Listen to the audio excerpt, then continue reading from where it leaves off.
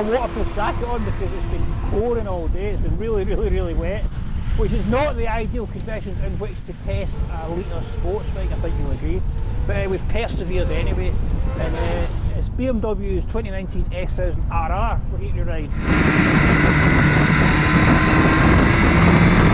Quite a lot of big changes this year for this bike. It's got the engine's got new shift cam, variable valve time, and it's got variable lift and duration.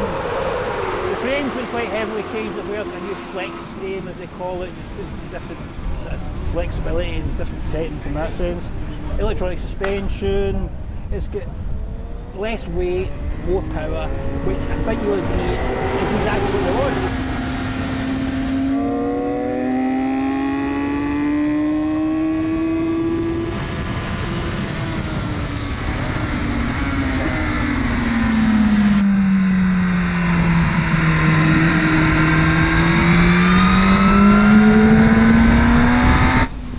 The big thing here today is the conditions. Luckily we've got some Bridgestone wets on, and they've meant that we could ride. You know, if we were here on normal tyres we would have a disaster of a day totally.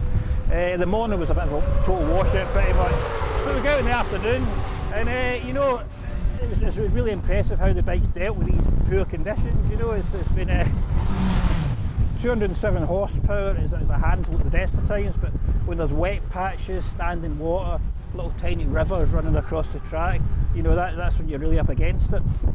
10-15 years ago, if you'd been riding a litre bike, you know, you'd be picking yourself at the gravel trap easily, I think. But we've got the safety nets on this, haven't we? We've got dynamic damping control, electronic suspension, traction control, race ABS, and it's just they've just cranked all the settings up, you know, another few notches for this year. So the combination of the Bridgestone wets and the massive safety net of having all those electronics there meant that we survived the day, which is a benefit, obviously.